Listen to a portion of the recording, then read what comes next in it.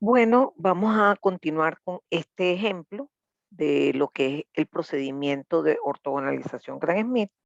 Y una de las cosas que hice esta mañana fue cambiar esta gráfica para, para hablarles de otras cosas, detalles específicos que no comenté ayer en este ejercicio.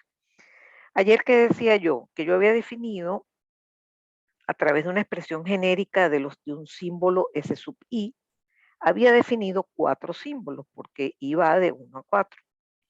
Esos símbolos van a existir solo en un intervalo de tiempo de 2 segundos.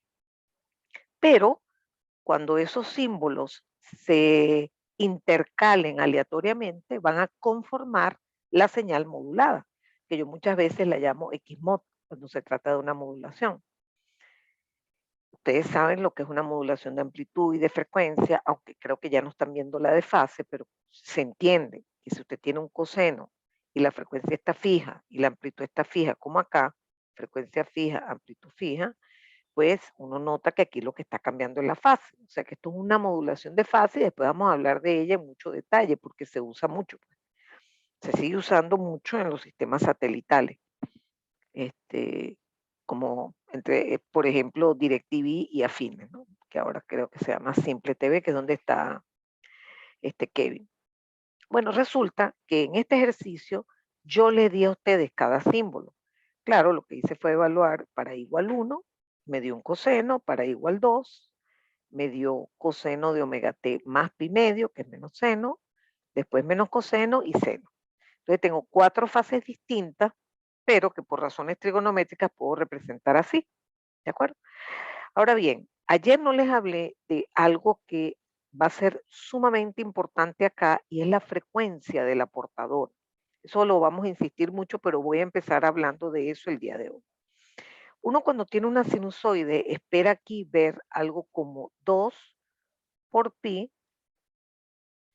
entre t o 2 por pi es como más común, en el caso mío que yo ponga esta estructura, 2 por pi por f0 por t. Entonces, eso le permite a usted determinar cuál es la frecuencia de ese coseno, algo que es fundamental en comunicaciones, ¿verdad? Conocer la frecuencia o conocer el periodo, es decir, el periodo de esa sinusoide, es decir, cuánto dura un ciclo de esa sinusoide. En este caso particular, uno haciendo la comparación, uno dice, ah, no, ya va, aquí obviamente F0 valió un medio, porque un medio se cancela con este 2 y me queda pi. Entonces, al ser F0 un medio, el periodo es el inverso, que es 2 segundos. Ojo, pura casualidad, pura parte académica. En la vida real este ejemplo es absurdo por donde lo vean. ¿Por qué? Porque un símbolo dura 2 segundos y eso es lo que dura un periodo de la sinusoide. Por eso decidí cambiar el gráfico para que vieran que en este caso, por ejemplo, puse el símbolo 1 y supuestamente por casualidad después vino el símbolo 2, supuestamente, y después vino el símbolo 3, eso puede pasar, porque estadísticamente puede ocurrir que en algún momento vengan S1, S2, pero eso no es lo más probable. Probablemente usted va a ver S1, S3, S3, S3, S4, S2, es decir, eso es aleatorio. ¿Ok? Entonces, fíjense que una de las cosas que ocurre en la práctica es que, al igual que en modulaciones analógicas, es que la portadora tiene que ser muy superior al ancho de banda del mensaje. Entonces, es absolutamente ridículo un caso como este, en donde en un T símbolo, que es este espacio, quepa un ciclo de sinusoide. Eso es ridiculísimo, eso no se usa porque la sinusoide es la que está encargada de subir la señal al aire, digamos, acoplarla a través de las antenas al aire, y si la portadora es muy baja, pues van a tener que ser antenas irrealizables, enormes, gigantescas. Pero para este ejemplo académico, lo quise poner así y llamarles la atención que si bien es cierto que esto no va a existir, que exista un ciclo dentro de este símbolo, sí va a ser muy usual y muy normal que se escoja que en un símbolo quepan muchos ciclos, muchos ciclos enteros de la sinusoide. Oigan bien, ciclos enteros. Después van a entender por qué. Por lo pronto, quería recordarles algo tan básico como ver un coseno y saber identificar su amplitud, su frecuencia y su fase. Entonces, por eso cambié esto para llamarles la atención sobre este caso, este tema particular. Volví, por cierto, a montar un nuevo PDF que tuviera esto. Esta presentación en realidad es la de códigos de línea. Lo que pasa es que como quedé debiéndoles esta resolución en detalle, pues lo agregué, ¿no? Lo agregué al comienzo y después la borro. Entonces estamos claros que ayer nosotros nos dedicamos a encontrar las bases y francamente fue muy sencillo porque por supuesto yo dimensioné el ejercicio para que así fuera. Por ejemplo, lo primero que hice fue calcular las energías de los símbolos, terminé integrando un coseno cuadrado, que lo coloco como un medio más coseno de doble frecuencia sobre 2, y si se dan cuenta, este coseno tiene el doble de frecuencia de este, es decir, que en 2 segundos van a caber 2 ciclos, es decir, igualito la integral va a dar 0, porque el área positiva va a cancelar el área negativa. ¿Ok? Al final entonces quedó que la integral, la energía era simplemente la integral entre 0 y 2 de un medio, que es 1. Y si usted hace eso con el seno cuadrado es lo mismo, porque aquí resulta que esto es un signo menos nada más. Si usted tiene seno cuadrado, esto es 1 menos coseno, pero el resultado de la segunda integral va a seguir siendo 0. Y si usted tiene menos coseno, al elevarlo al cuadrado le da coseno cuadrado. Si usted tiene menos seno, al elevado al cuadrado le da seno cuadrado. Es decir, que es fácilmente entendible que las energías todas son unitarias. Eso es también hiper raro. Solamente me combino porque es el primer ejercicio que les pongo, complicadito, porque es cuaternario, ¿no? Entonces, bueno, siguiendo la regla del procedimiento de ortogonalización, me dice, mira, tú agarras la señal 1 y la normalizas. Es decir, tienes que dividirla entre la raíz de la energía del símbolo 1, que en este caso es 1. Es decir, que en este caso muy peculiar, la base resultó ser exactamente igual al símbolo 1. ¿Ok? Cuando pasamos a trabajar con el símbolo 2 y aplicamos esta fórmula, uno dice, ay, qué horrible, esto es dificilísimo. Pero yo siempre comienzo con la parte interna, es decir, me dedico a esto, que es lo primero que tengo que resolver, que es un producto escalar que me va a dar un número. Ahora, el producto escalar se define como el producto integrado entre 0 y t símbolo. Entonces observen, S2, olvídense del menos ahorita por los momentos. S2 es un seno y U1 es un coseno. Seno por coseno se puede expresar como seno de 2x, o sea, coseno de x por seno de x, seno de 2x con una constante, pero lo que me importa es que piensen es que hay un seno del doble de la frecuencia de aquí, que integrado entre 0 y t símbolo, que es 2, les va a dar absolutamente nulo. Es decir, que esto se anula, esto también se anula, y me queda que la base 2 es exactamente el símbolo 2 entre la raíz de la energía del símbolo 2, que es 1. Entonces ocurre y acontece que la base 2 es exactamente igual al símbolo 2. ¿Ok? Entonces, cuando uno va a hacer la constelación es, usted expresa cada símbolo en función de las bases. Entonces, el símbolo 1 es una vez U sub 1. El símbolo 2 es una vez U sub 2. Y antes de pasar a la próxima lámina, debo decirles que en este momento reflexioné y dije, no, yo no voy a trabajar más. Miren el símbolo que viene, menos coseno. Por favor, este es el negativo de este. Obvio que lo puedo representar con la misma base. Y el cuarto es el negativo de este. Obvio que lo puedo representar con esa base S2, perdón, SU2. Con esto en mente, definitivamente encuentro que el símbolo 1 es una vez U sub 1, o sea que está aquí. Una vez esta distancia radial es 1. Una vez U sub 1. El símbolo 2 es una vez U sub 2. El símbolo 3 es menos U sub 1. Menos U sub 1. Y el símbolo 4 es menos U sub 2. Y esa es una constelación que vamos a ver muy frecuentemente, porque cuando veo casos gemearios, yo a veces trabajo mucho con cuaternario para que sea algo más controlado, ¿no? Que poner, por ejemplo, 8 símbolos, 16 símbolos, 64 símbolos, impensable, ¿no? En un examen por lo menos. Ok, hecho esto, ahora vamos a calcular la energía promedio, porque mi idea es calcular la potencia de esta señal transmitida, que es este coseno que va cambiando solamente de fase.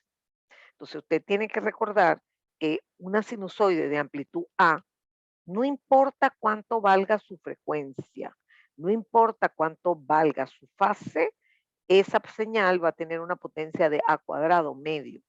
Es decir, que aquí yo sé que la potencia es un medio. Entonces, ¿para qué hace eso? Bueno, para practicar. Calculo la energía que es 1 al cuadrado, distancia radial al cuadrado es la energía del símbolo 1. 1 al cuadrado por un cuarto, porque son equiprobables y son 4 símbolos, más 1 al cuadrado por un cuarto, más 1 al cuadrado por un cuarto, total me da 1.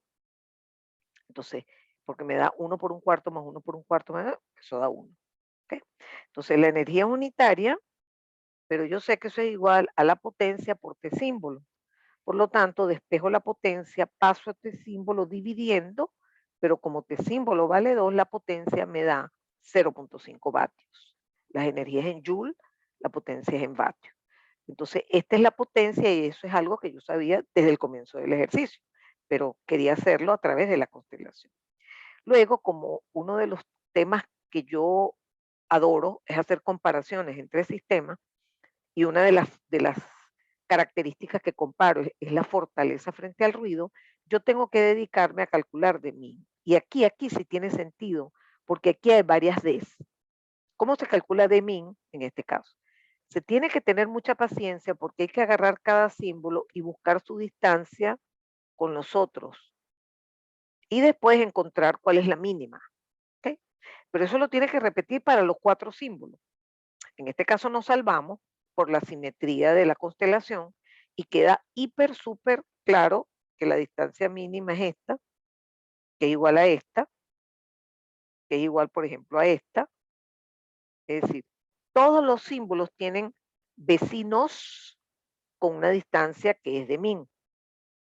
Entonces, simplemente tenemos que sacar cuál es esa distancia. Esto es como un triángulo.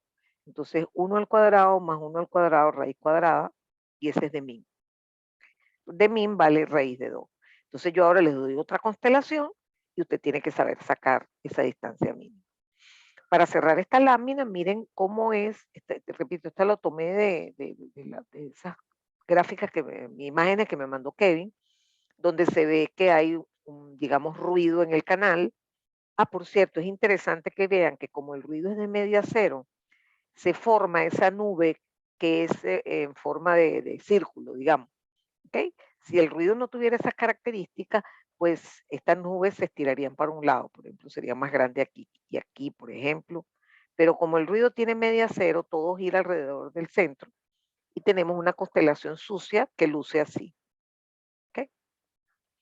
Aquí les voy a adelantar que en general, cuando tengamos modulaciones de amplitud y fase, nosotros vamos a partir de que tenemos una base coseno y una base seno, sin hacer el procedimiento Gram-Schmidt.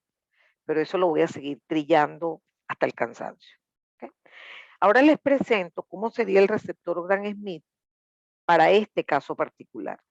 En primer lugar, ya vimos un receptor de no retorno a cero que como tenía una sola base, tenía una sola rama. Aquí no, aquí tenemos 2 bases, por lo tanto el receptor Gram-Schmidt tiene 2 ramas. ¿Y en qué consiste cada rama? Bueno, multiplico por uso 1 y por uso 2. ¿Qué vas a multiplicar? Bueno, cada vez que llegue un símbolo, se va a poner aquí en la puerta. Por aquí arriba se va a multiplicar por coseno y luego se va a integrar. Cada t-bit, eso se hace durante un intervalo de tiempo de 2 segundos, y al final, ¡clac!, se cierra el interruptor y tomo el valor aquí que yo lo llamo Y1.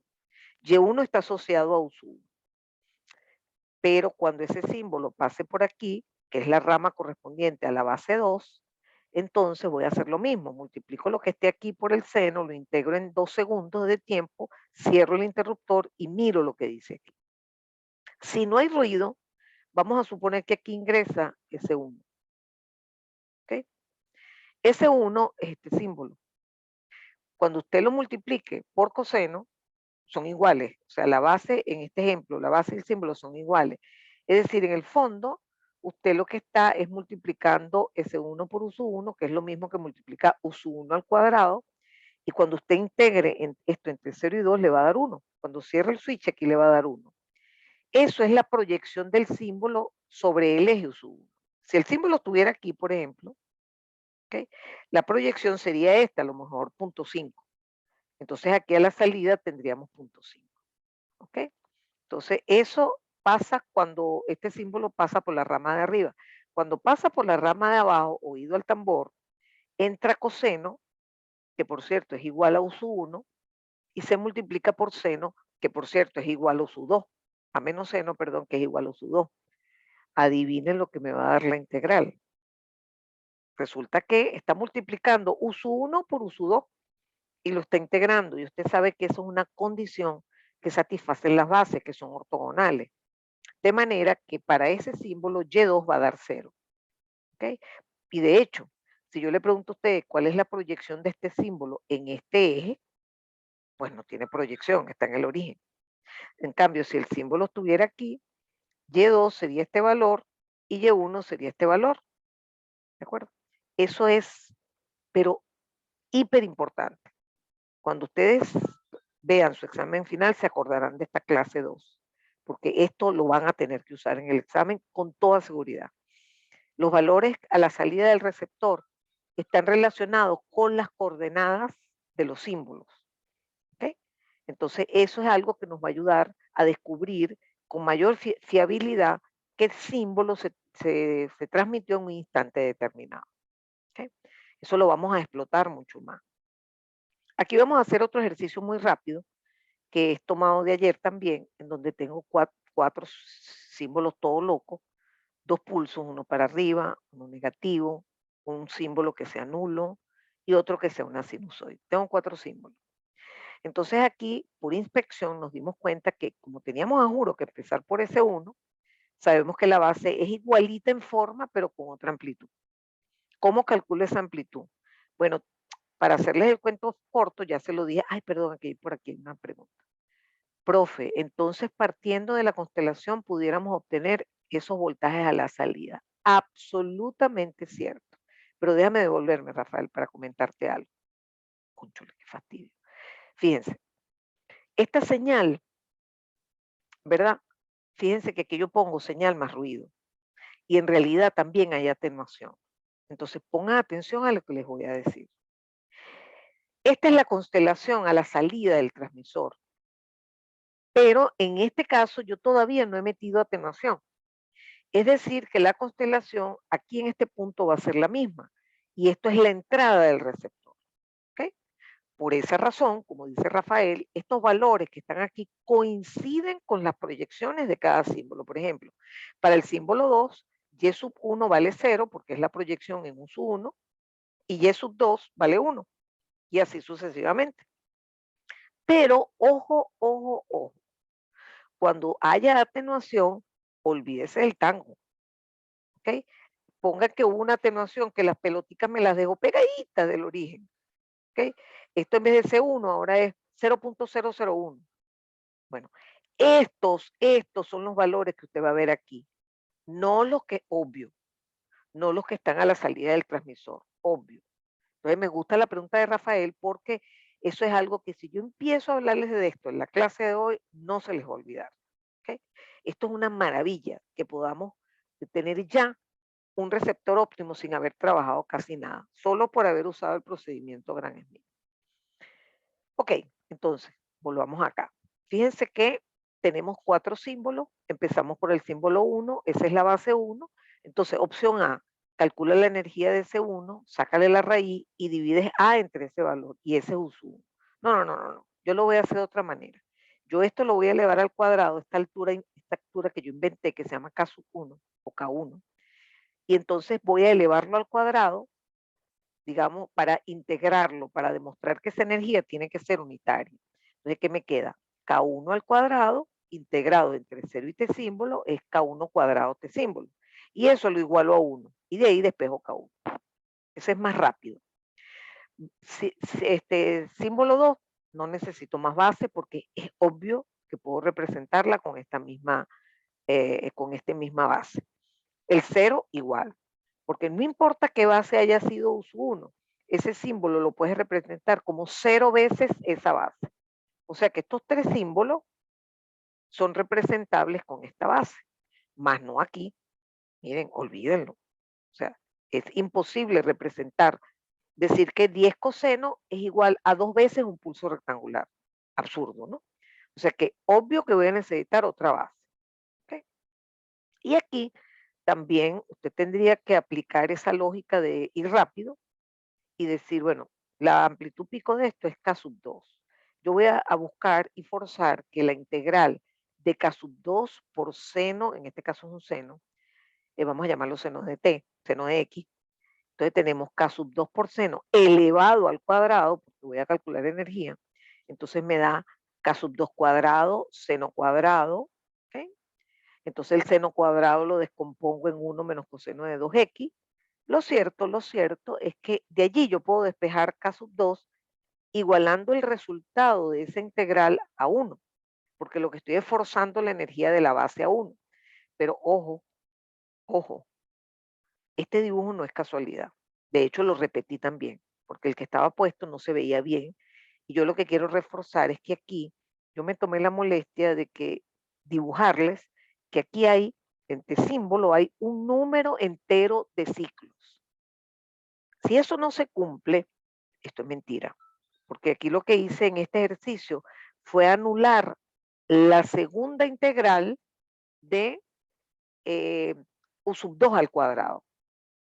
Cuando tengamos un número entero de ciclos, vamos a tener que este es el resultado. Y de aquí voy a poder despejar K sub 2. Fíjense que K sub 2 me da, paso TS para acá, este 1/2 me queda 2 arriba, me queda 2 sobre T sub S, le saco la raíz cuadrada. Y esa va a ser la amplitud de la base 2. ¿Ok? Pero bueno, no lo resolví. No sé ni quién es K sub 1, pero lo puedo calcular, lo puedo despejar. Ok. Aquí viene la parte más importante. Primero, quiero que verifiquen que estas dos bases son ortogonales, porque yo de lo más libre y contenta dije, no, obvio, esto es un coseno. Pero ojo, usted tiene que verificar que son ortogonales, porque si no es, esa U sub 2 no sirve, tendrá que poner otra, pero esa no sirve. ¿Ok? Entonces, ¿qué hace usted? Usted hace esta integral, multiplica esto por esto, y usted tiene que verificar que eso da 0. Y es muy fácil. En este caso es muy fácil porque esto es una constante que multiplica un coseno. O sea que al final usted está integrando el coseno. Y como cabe un número entero de ciclo, las áreas positivas van cancelándose con las negativas y esto efectivamente me da 0. Eso es otra cosa que voy a repetir prácticamente cada clase, que se estila que los cosenos involucrados tengan una duración que represente un número entero de ciclos dentro del tiempo de símbolo. Después vamos a abundar en eso cuando veamos las deducciones de la DEP. ¿De acuerdo? Bueno, lo cierto es que ya yo tengo caso 1, caso 2, y ahora voy a hacer la constelación. Hacer la constelación es expresar cada símbolo en función de las bases. Entonces, fíjense, por ejemplo, el símbolo 1. Miren lo que hice. Agarro su 1 y lo divido entre caso 1. Uso 1 entre caso 1. Y me da un pulso de amplitud 1. Ahora lo multiplico por A y evidentemente esto es S1. S1 es uso 1 dividido entre caso 1. Es como que yo desaparezco este para que me sea más fácil convertirlo en este. ¿Okay? Entonces me queda que S1 es A entre caso 1, que es un número, uso 1. ¿Okay? Ambos son positivos. Entonces miren dónde está S1. S1 está a una distancia radial que es igual a A caso 1. A A entre caso 1. Y para el símbolo 2 es lo mismo, pero el negativo. ¿Okay? Y para el símbolo 3, pues no hay nada que hacer. Eso está ubicado en el origen. Y para el símbolo 4 hacemos algo similar. Divido U sub 2 entre K sub 2 y después lo multiplico por b para que me quede esta sinusoide que tiene amplitud e. Total, total, total, que así construyo la constelación. Aquí usted puede, digamos, darse cuenta que puede calcular la energía promedio, porque ahora ya los veo. Imagínense agarrando esta señal en tiempo, es decir, una señal que está conformada por una sucesión de estos 4 símbolos aleatoria. Oye, vale, eso es complicadísimo, calcular la potencia de esa señal aleatoria. No se preocupen, lo hacemos con esto. Calculamos la energía promedio, que es distancia al cuadrado, perdón, distancia radial al cuadrado, y eso me da la energía de cada símbolo, por un cuarto, 0 cuadrado por un cuarto, distancia al cuadrado por un cuarto, distancia, y eso es la energía promedio. ¿Ok? Y eso me da la potencia por T símbolo. De tal manera, ¿verdad? Que ya yo puedo sacar el valor de la potencia de una señal tan horrible como esta, que tiene pulsos y sinusoides mezclados. Horror. Fortaleza frente al ruido. Entonces yo ahí les puse unos valores arbitrarios. Por ejemplo, puse que esta distancia era 8 y que esta distancia era 4. Entonces, bueno, con ese valor calculé las distancias mínimas. Por ejemplo, miren el símbolo 1. Es obvio que su vecinito más cercano es este y nada más. Miren este símbolo 1. Es obvio que esté más lejos y ni contar este, ¿no?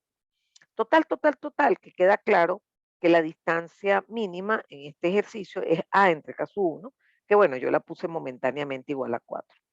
Pero es otro ejercicio loco para reforzar la idea de Gran Smith. Probablemente, vamos a ver si tengo otra preguntita por aquí. Sí, Marcos me pregunta,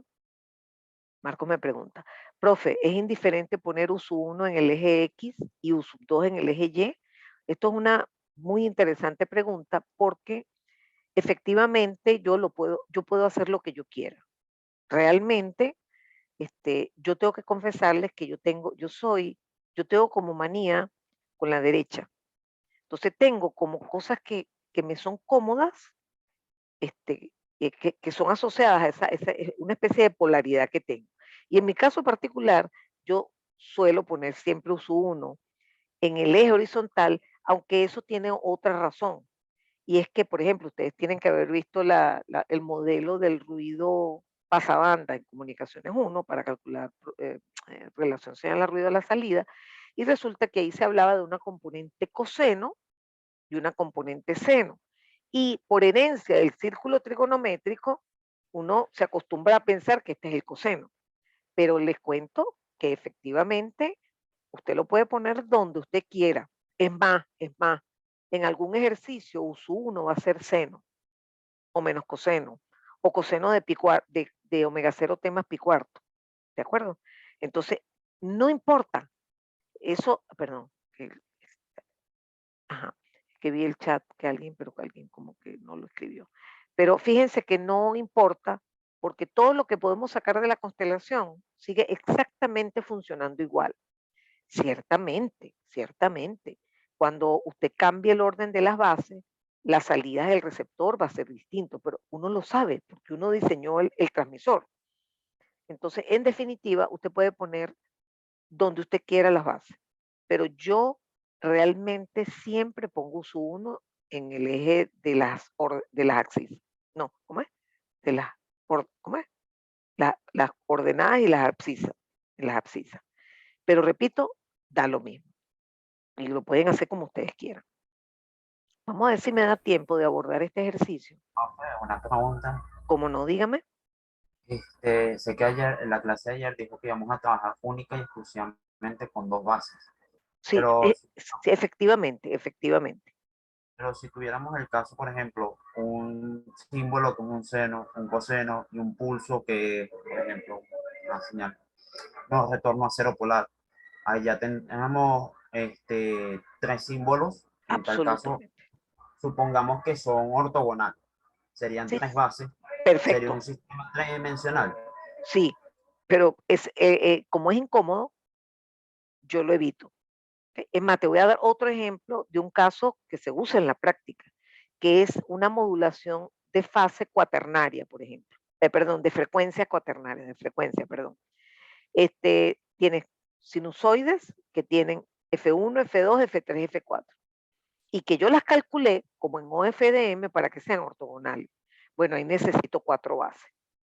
Entonces allí ni siquiera puedo graficar la constelación. En el caso tridimensional todavía, pero tú vas a darte cuenta que en el curso jamás yo les voy a hacer un dibujo de eso, entre otras cosas porque yo soy súper torpe para dibujar, ¿no? Pero porque además, como les decía, no es por flojera, sino que esas locuras que a mí se me ocurren de poner un pulso, un coseno y un seno, ¿verdad? Esas son unas locuras que solamente me ayudan a que ustedes se les queden claros los conceptos, aunque en la práctica jamás van a conocer una señal tan loca como esa. ¿Ok? Pero en definitiva, es factible tener transmisiones que necesiten más de una base, por ejemplo, MFSK, que es un FSK meario, pero nosotros no lo vamos a abordar porque en nuestras aplicaciones más comunes no se ven ese tipo de transmisiones. Ustedes van a darse cuenta que la modulación ganadora M-área va a ser de amplitud y fase. Entonces, eso nos hace, y menos mal, es una suerte que nos permita trabajar todo el tiempo en un plano, ¿no? De 2 dimensiones. Pero es buena la pregunta, Marco.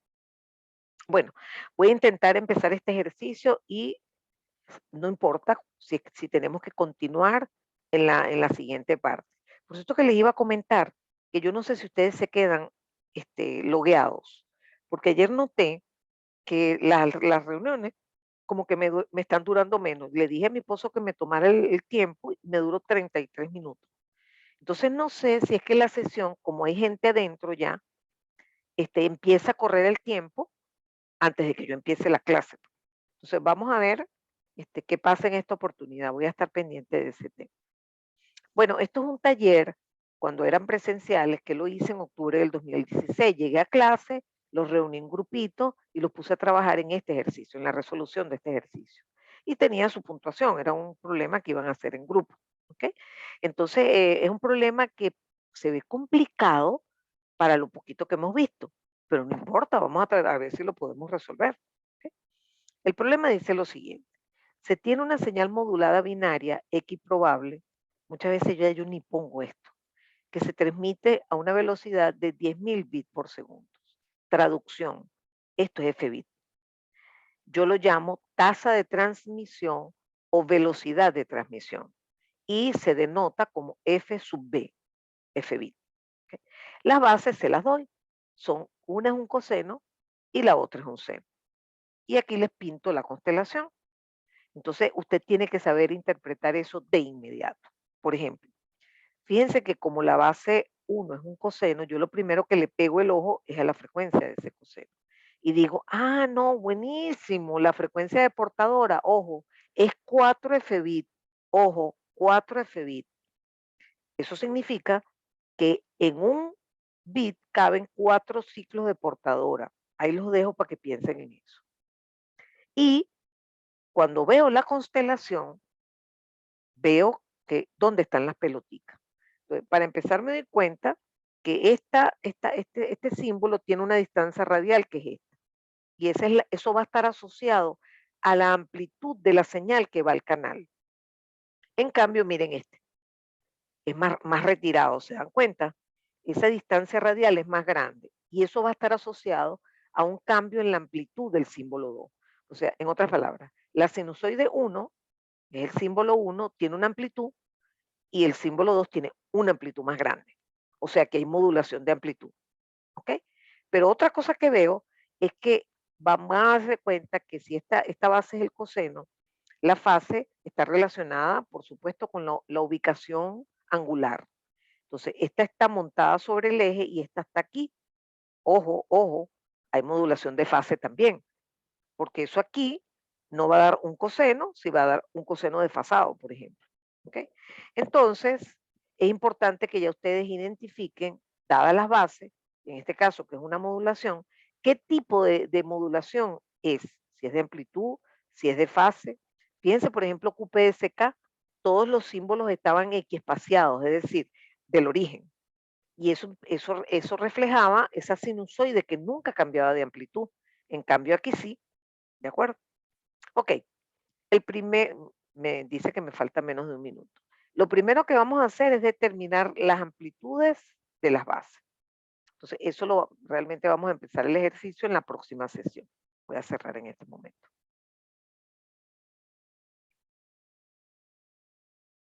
Oye, no vi cuánta gente había. Aquí están 25.